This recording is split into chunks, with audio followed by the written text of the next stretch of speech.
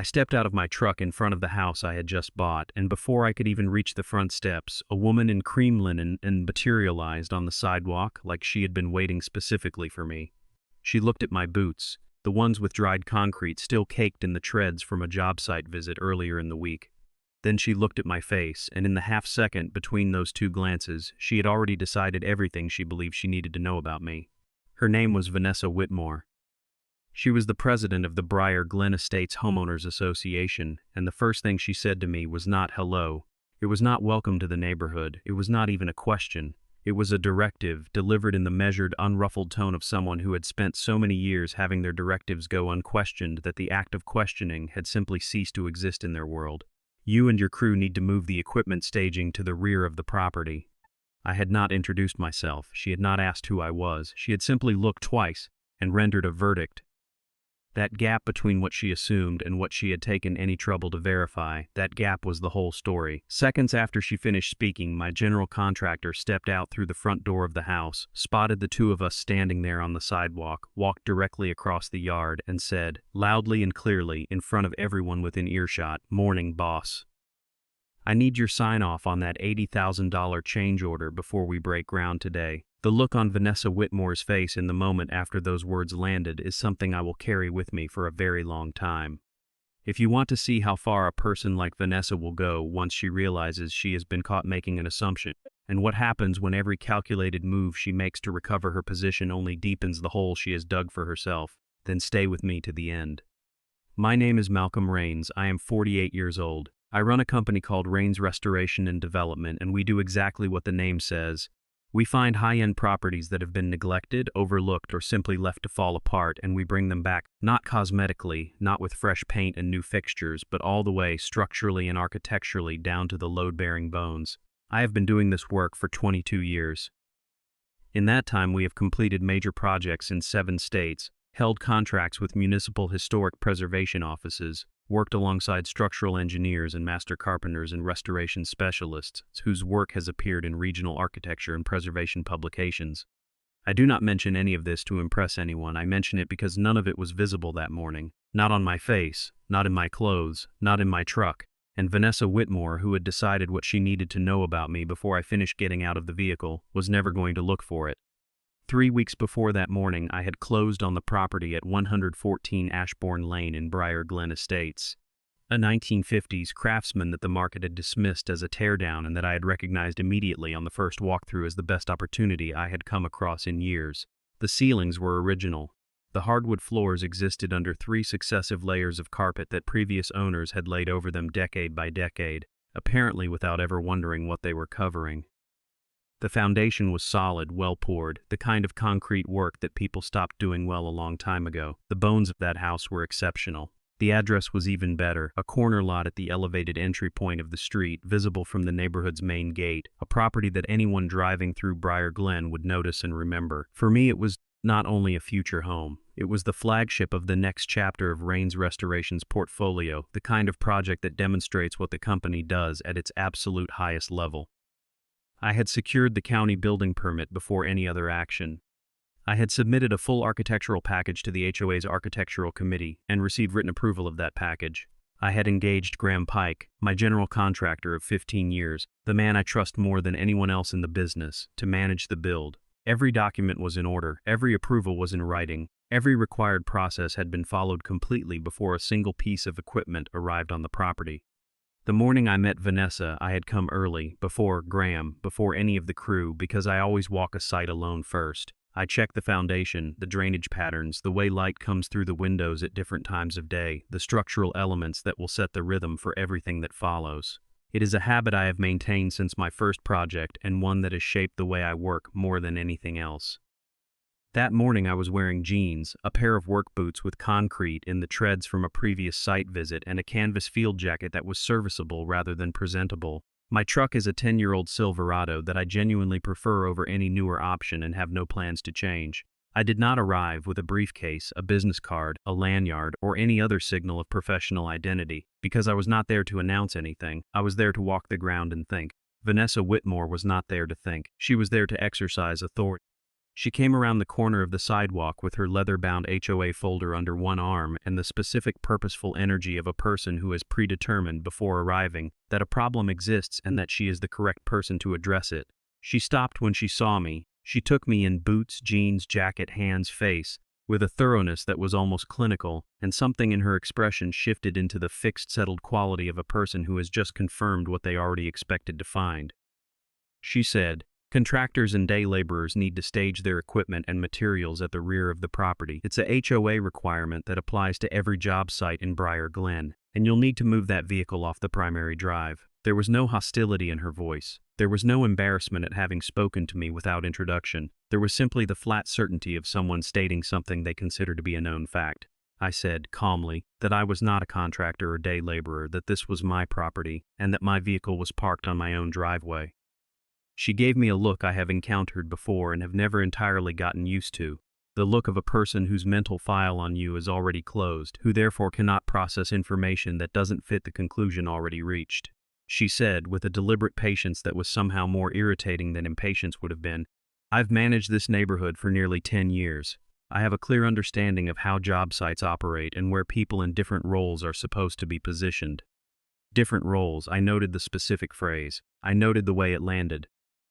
She then began informing me, standing in front of my own front door, where I was permitted to stand during work hours, when crew activity could occur, and that any commercial operation of the property would require additional documentation filed through the HOA office. Every sentence was recited like a policy being delivered to someone expected to receive it without objection. I was preparing to respond, not in anger, not dramatically, but with the simple factual clarification that the situation required, when the front door opened and Graham Pike walked out. He had his hard hat in one hand, a tablet in the other, the way a man who has been doing this work for 30 years reads everything, quickly, accurately, and without any wasted attention. He walked directly to me, not toward her. "Morning, boss," he said. "Structural engineer's been holding for your approval on the foundation modification. And the east wall change order came in at 80,000. Need your sign-off before the crew starts pulling materials." He held the tablet out. I took it. I looked over the figures, made a single margin note on one line item and signed. Two site supervisors who had come up behind Graham acknowledged me by name, with the easy familiarity of people who have worked many projects together over many years. Vanessa Whitmore said nothing. For the first time since she had appeared on the sidewalk, she had run out of words. I could have made a speech at that moment. The material for it was right there, the contrast, the irony, the precision of the timing, and part of me felt the pull of it. But I have found over a long time in many situations of this kind that the most effective and the most complete response to someone who has just exposed the depth of their own assumption is to simply give them room to exist inside that exposure, not to narrate it for them, not to celebrate it, just to let it be what it is. So I handed the tablet back to Graham, turned to Vanessa, and said, "Was there something else you needed to address?" She recovered faster than I would have expected, give her that. She is not a person who stays disoriented for long.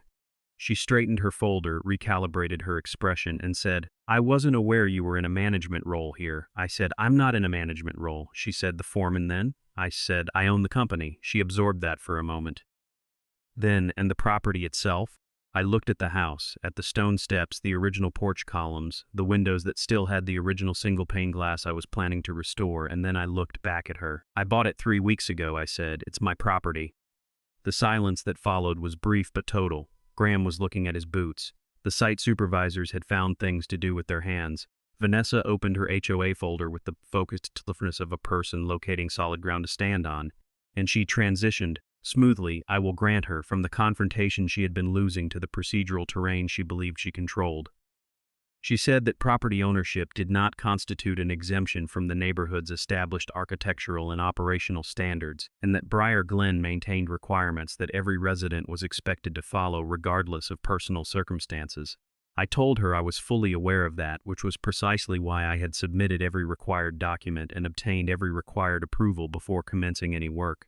She asked to see the building permit. I showed her the digital version on my phone. She asked about HOA committee approval of the architectural plans. I showed her the signed confirmation email from the HOA's own architectural committee chair, time-stamped several weeks prior, with the approval language clearly written.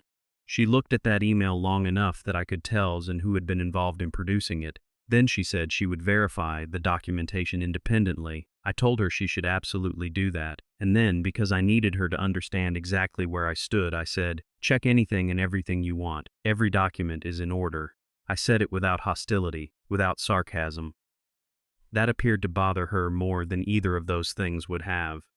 That afternoon, I returned to the property after a 2-hour meeting across town to find 3 violation notices posted on my front door, each in the formal printed format of official HOA correspondence, each with a case number and a response deadline. The first cited improper contractor vehicle parking. The second cited an unapproved material staging container on the property. The third cited construction activity occurring outside of the permitted operating hours. I stood on the front steps and read all 3 notices carefully.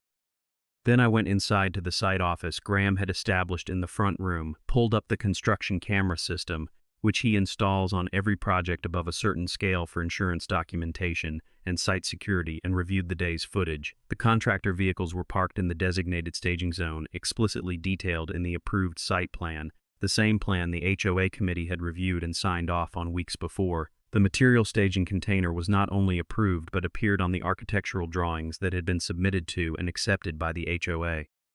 The crew had wrapped for the day at 4:15, 45 minutes before the 6 o'clock permitted cutoff. Every violation was wrong, every single one was factually, demonstrably, documentably wrong, and all 3 had been issued within 4 hours of my conversation with Vanessa on the sidewalk that morning. Graham called me that evening. He was not calm, and I understood why. He wanted to contact a construction attorney that night and have a formal response on record by morning. I told him to hold. I said I wanted to understand whether we were looking at an isolated error or a deliberate emerging pattern, because those 2 situations call for entirely different responses. He said it felt like a pattern to him. I told him my gut said the same thing, but that gut instinct and organized evidence were 2 entirely different instruments, and that right now I needed the second one. I asked him to preserve every piece of communication without exception, every email, every text message, and to document every phone call with a written summary immediately after hanging up, and if Vanessa or anyone from the HOA spoke to him or any member of the crew, I wanted every word recorded. He said he would do it. What I chose not to tell him that evening was that I had already opened a folder on my laptop and was filling it. I spent part of that evening going through the HOA bylaws, the full document, not a summary, because I had learned a long time ago that the people who use rules as weapons are often the least familiar with what the rules actually say. What I found was clarifying. The specific violation categories Vanessa had invoked each had defined procedures. An observation had to be logged, a formal notice issued by a committee officer, and a right of response given to the property owner before any penalty could be assessed. What had actually happened was different in structure from what the bylaws described. All 3 notices had been signed by Vanessa alone, without counter-signature from any other committee officer. None of them had been logged in the HOA's violation register before being posted, and at least one of the fee amounts cited in the second notice did not correspond to any penalty listed in the current schedule of fines. I added every one of those observations to the folder, then I went to sleep. The next morning, Vanessa returned to the property. She positioned herself just outside the perimeter with her leather folder and watched the crew with the focused, systematic attention of someone conducting an inspection. When she saw Graham and me reviewing blueprints together at the front window, she came over, and this time she addressed Graham directly, as though I were not standing 18 inches to his left. "I need to speak with the person who carries actual decision-making authority over this site," she said. Graham looked at her. Then he looked at me. Then he said, with the specific unhurried patience of a man who has spent decades in construction and has seen every version of this dynamic, "You're looking at him." Vanessa did not accept that. She began suggesting, still speaking past me, toward Graham, that I was likely serving as a representative for a parent investor or financial backer, and that the actual project authority might sit with someone else who wasn't on site. Graham didn't look at me before he answered. He said, "I work to Mr. Raines' specifications. My company's contract runs directly to Mr. Raines. He isn't representing anybody, he's the decision maker." Vanessa said something about Briar Glen having standards that new residents sometimes needed time to fully absorb. Graham and I returned to the blueprints. 2 days after that, Graham called me with a different quality in his voice. Not anger this time, but a careful, deliberate precision, like a man who wants to describe something exactly and knows it matters. He told me Vanessa had reached him on his business line, not at the site, not in a formal HOA communication, but in a private call to his office, and had made him a proposal. She wanted him to pause the project at 114 Ashbourne Lane. She told him the HOA would not be approving any further modifications to the property regardless of what was submitted. In return for that pause, she said she could introduce him to 3 other homeowners in Briar Glen who were actively looking for contractors, projects she described as more suited to his profile and more straightforward than what he was currently working on. She told him, in words he repeated to me carefully, "You've built a good reputation in this area. You shouldn't let one client who doesn't fit the neighborhood pull that reputation down." He had told her he would think about it, then he hung up and called me. I sat with what Graham told me for a while before I said anything back, because what Vanessa had done had crossed into territory that was different in kind from everything that came before it.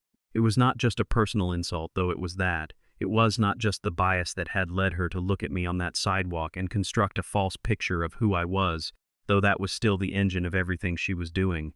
What she had done in that phone call was attempt to interfere with a lawful commercial contract.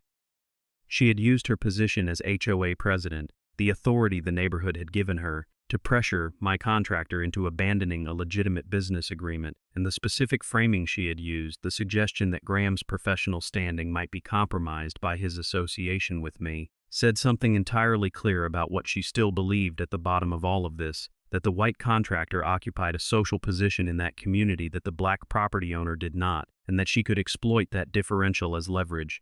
I gave Graham 3 instructions. Do not confront her, do not delete a single message, and if she contacts you again, write down every word within 10 minutes of ending the call. In the meantime, Vanessa sent a formal written notice requesting my attendance at an HOA architectural review meeting. The notice stated that the project at 114 Ashbourne Lane contained unauthorized structural modifications and that remediation options needed to be discussed with the property owner. I read that notice twice. Then I went to the project documentation file I had been building since the morning of the 3 false violations and cross-referenced the specific plans Vanessa was invoking in her complaint. She was citing version 1, the initial submission, the draft that had been superseded after committee feedback. What she had apparently not verified or had chosen not to verify was that version 3 of the plans, the revised submission that incorporated the committee comments, had been reviewed, formally accepted, and signed off on by the HOA's Architectural Committee 6 weeks before construction began. The approval was in writing. The timestamp was unambiguous. The email that contained the formal approval language, the one that read in its entirety, "Approved as submitted," had been sent from the personal email account of Vanessa Whitmore. I printed every document in the file and organized it chronologically. I identified the specific piece of evidence I would present last. I did not call a lawyer, though I had one ready. Then I went to the meeting. The HOA meeting room was a well-lit conference space in the neighborhood's amenity center, a rectangular table, 6 chairs on each side, a wall-mounted display at the far end, and a whiteboard still carrying notes from a previous agenda about perimeter landscaping. When I arrived, Vanessa was already seated at the head of the table with the composed, prepared energy of someone who has arranged the room in her favor and expects to maintain that arrangement. Dana Holloway, the HOA treasurer, sat to one side, thoughtful, watchful, a person I had judged early as someone who would follow the evidence wherever it led. Conrad Bell, the HOA's legal counsel, sat opposite with the economy of expression of a lawyer who has learned over many years to observe a situation before rendering any visible opinion. 2 additional committee members were present further down the table. Vanessa opened with a structured, measured account of the situation at 114 Ashbourne Lane. She described the project as proceeding without adequate oversight. She described me as a property owner with a consistent pattern of dismissiveness toward the neighborhood's established procedures. She used the word aggressive in reference to my conduct at our first meeting at the property. She expressed concern about the impact of the project on surrounding property values and the character of the community. At no point in her account did she say anything that, taken in complete isolation, would constitute an explicit statement about race. She was far too practiced for that.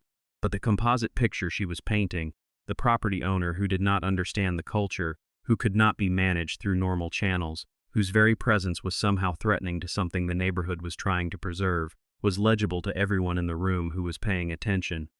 When she finished, Conrad asked if I wished to respond. I said I did. I placed the documentation folder on the table and began methodically and without urgency to go through it in sequence. The county permit issued and stamped, the initial HOA architectural submission, the committee response version 1, the revised submission version 3, the full committee approval of version 3, with its timestamp predating construction by 6 weeks.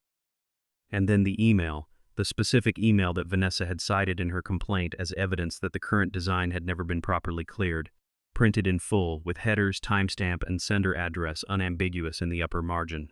I slid it along the table and said, "Mrs. Whitmore, I'd like to ask you, is that your email address?" She looked at the document. She understood immediately what she was looking at. Something crossed her face that she controlled quickly and replaced with composure. She said that approvals of this nature were sometimes conditional and subject to subsequent committee review. Conrad looked at the document. He said, at a careful and level pace, "Is there a written record of such a review having taken place?" There was not. Dana Holloway leaned forward and said, "Vanessa, the email reads approved as submitted. Can you tell the committee when this approval was revisited and where that revisitation is documented?" Vanessa said that the committee had discretion to reassess decisions when new circumstances arose. Dana said she was not aware of a process by which the committee president could unilaterally reopen a signed committee approval without notice to the property owner or documentation in the HOA record. The room went quiet after that in a way that had weight. The dynamic Vanessa had arranged before I arrived, her authority unchallenged, her account accepted, me on C defensive, was no longer the dynamic in that room. I could see her recalibrating in real time, the controlled efficiency of a person reaching for the next available position when the current one has given way, and then she played what she had left. She said that at our initial meeting at the property, I had been confrontational toward her and that she had felt physically threatened. She said it in the tone of someone introducing significant new evidence. I did not argue with her characterization, I said, as plainly as I could. "Then I think we should look at the camera footage from that morning." The room went completely still. Graham's site cameras had been in place since day one on every project above a certain scale for insurance, construction documentation, and security. The front camera had a full, unobstructed view of the sidewalk and the property approach. I had transferred the relevant footage to my laptop before the meeting and kept the laptop closed on the table. I opened it now, connected it to the room's wall display, and played the clip without narration. The room watched Vanessa approaching the property, Vanessa addressing me before learning my name or role. The specific phrasing she used, the references to where different people were supposed to be, the directive about vehicle parking, the clear assumption underlying every sentence. Me standing still, speaking in a measured voice, not moving toward her at any point. Graham coming through the door, Graham saying, "Morning, boss," me signing the tablet. Vanessa standing in silence. There was no confrontation in the footage, there was no aggression. There was the truth of what had actually happened, playing without commentary, in front of 5 people who had just been given a substantially different version. Dana said quietly, "Vanessa, the recording doesn't show what you described." Vanessa said she had genuinely felt threatened even if that wasn't visible in the footage. I said, "I understand that feelings are real to the person experiencing them. The camera records what actually happened and I'll let the committee draw its own conclusions from that." Conrad was writing in his pad, I continued.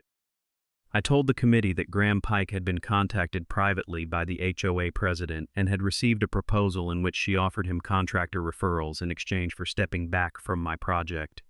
I had asked Graham to attend the meeting. He had agreed. He came in from the hallway, sat down, laid his phone on the table displaying the message thread, and described the conversation in his own words, including her precise phrasing about his professional reputation and the implicit suggestion that his association with me could damage his standing in the neighborhood. Conrad stopped writing and looked at Vanessa without expression. Vanessa was looking at the table. Then Graham said one more thing, without my asking him to, because it was true and he had decided it needed to be said. "I want the committee to have the full picture about my professional relationship with Mr. Rains. He is not a standard client. 12 years ago, when I was building the company and needed capital to expand, Mr. Rains invested. He holds a significant equity position in several of our current projects. When Mrs. Whitmore offered to introduce me to other homeowners in the neighborhood in exchange for stepping back from his contract, she was offering me business introductions as a way to apply pressure against my own long-term business partner." Conrad closed his notepad and addressed the committee members to his left and right before looking back toward the head of the table. He said, "I think the board needs to hold a private discussion about the conduct of the presiding officer." Vanessa raised a procedural point.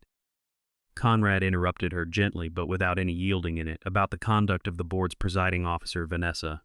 And it was in that moment that I saw something shift in her face that I had not seen before in any of our exchanges. Not anger, not calculation, the quiet, specific recognition of a person who has run out of positions to move to. Before the committee asked us to step out, Dana Holloway put one more thing on the table. She had pulled up the HOA violation register on her laptop and was looking at the entries from the past several weeks. She said, not accusatorially, but in the tone of someone simply reporting what a document showed, that all 3 violations against the property at 114 Ashbourne Lane had been entered into the system without the standard dual officer signature, and that the second notice cited a fee amount that did not appear in the current approved schedule. Conrad looked at that information without comment, but I watched him write something in the margin of his notepad that he underlined twice. Vanessa said the violations had been issued within her authority as presiding officer. Conrad said that authority had specific procedural limits and that the committee would need to review the record. That was the last exchange before they asked us to leave the room. The committee asked Graham and me to wait in the hallway. The private discussion ran 20 minutes. Graham got coffee from a machine near the stairwell and said nothing that wasn't necessary to say.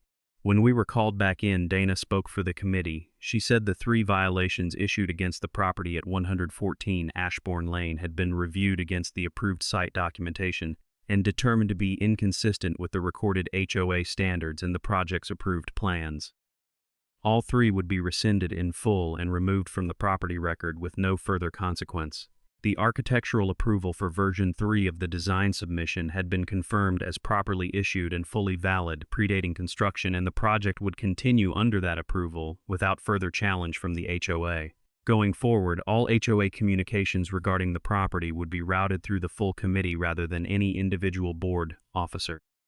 And the committee had voted to initiate a formal internal review of recent HOA enforcement actions and to temporarily suspend the executive authority of the board president pending that review. Dana Holloway would assume interim administrative responsibility. Vanessa gathered her folder and stood without speaking. At the door, she turned and looked at me. She said, I considered that question for a moment. What satisfaction actually meant in this context, what I had ever actually wanted from this situation. Then I said, I never wanted your position, Mrs. Whitmore. I only ever wanted you to stop using it to stand on top of people. She walked out. Conrad glanced at me and then at Graham and said his office would be in touch about the paperwork.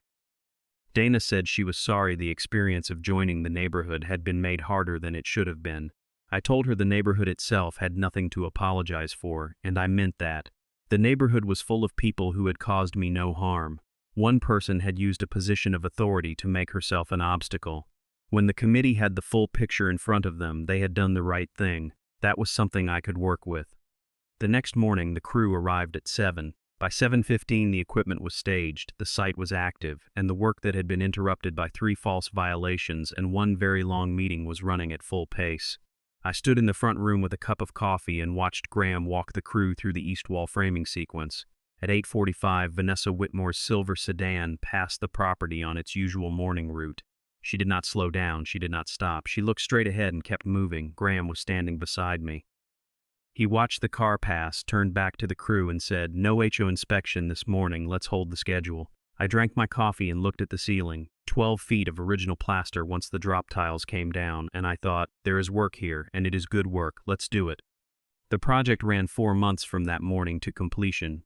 We finished within the original budget on the original timeline despite everything that had been thrown at the early weeks, and to the precise specification of the approved plans. The house that came back from the renovation was not a departure from the neighborhood's architectural character. It was an expression of it, the craftsman's structure restored and refined, the stone foundation cleaned and repointed, the front porch rebuilt with period-appropriate materials and joinery, the landscaping designed to feel as though it had grown there naturally over decades. We matched the materials to the neighborhood's existing palette not because any regulation required it, but because that is how you honor a good street. You make your house worthy of standing beside its neighbors. You make the block a better place for your being on it.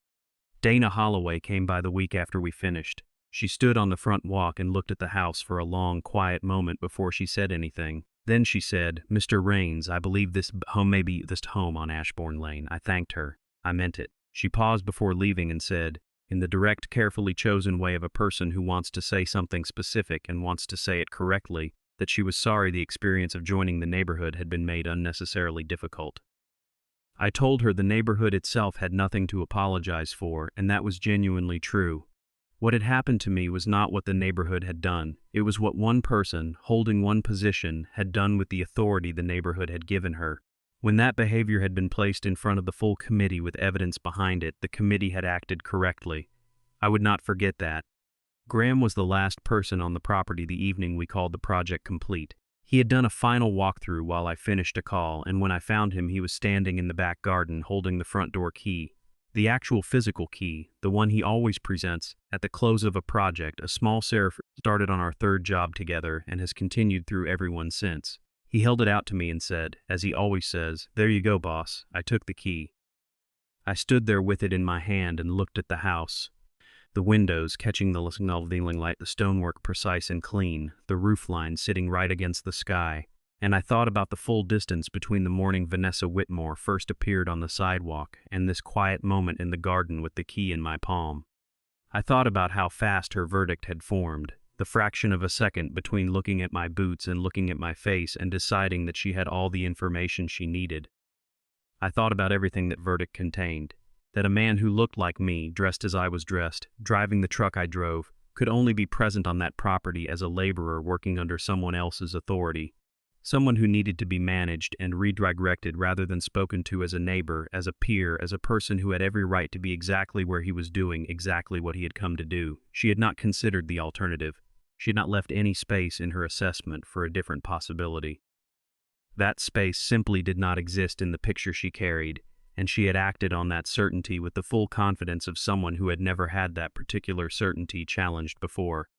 What I have come to understand about that kind of certainty, over 22 years of this work and a lifetime of moving through spaces where people sometimes look at you and decide who you are before you have spoken, is that it is not only a personal failing, it is a structural one. It is built from the accumulated weight of an assumption that has gone unchallenged long enough to calcify into something that feels indistinguishable from knowledge. The assumption that some people arrive in a place already belonging, and others must earn the right to belong, and that you can determine which category someone occupies by looking at them. The assumption that ownership and authority and decision-making have a recognizable appearance, and that when someone's appearance doesn't fit that picture, the simplest explanation is that they don't actually occupy the role they appear to be in. Vanessa Whitmore was not a cartoon of prejudice. She was a woman who had managed a neighborhood for 10 years and had accumulated in that time a very settled and very confident picture of how things were supposed to look. I did not fit that picture, and rather than reconsider it, rather than let the picture update to match the reality in front of her, she tried to move the reality to match the picture. She did not succeed, not because I raised my voice, not because I made a scene on the sidewalk that first morning, not because I looked for a confrontation, but because I kept records, because I asked my contractor to document everything the moment I understood what we were dealing with, because I walked into a formal HOA meeting carrying organized evidence and footage that told the truth more completely and more permanently than anything I could have said in anger. I did not need to humiliate Vanessa Whitmore to prevail in that room. The record did it.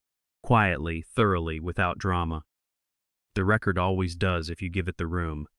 Graham calls this house a flagship, and he is right, though not only in the way he means it. It is not merely a showpiece for the company's capabilities, though it is that too. It is proof.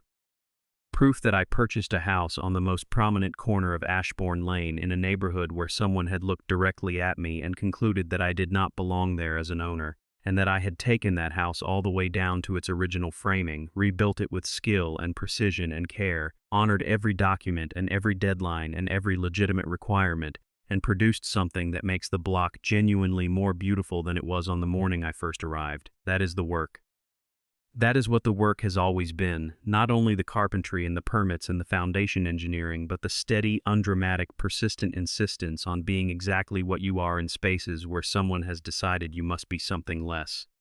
Vanessa looked at me and saw a worker. Graham looked at me and called me boss, but in the end, neither of those names was the one that mattered most.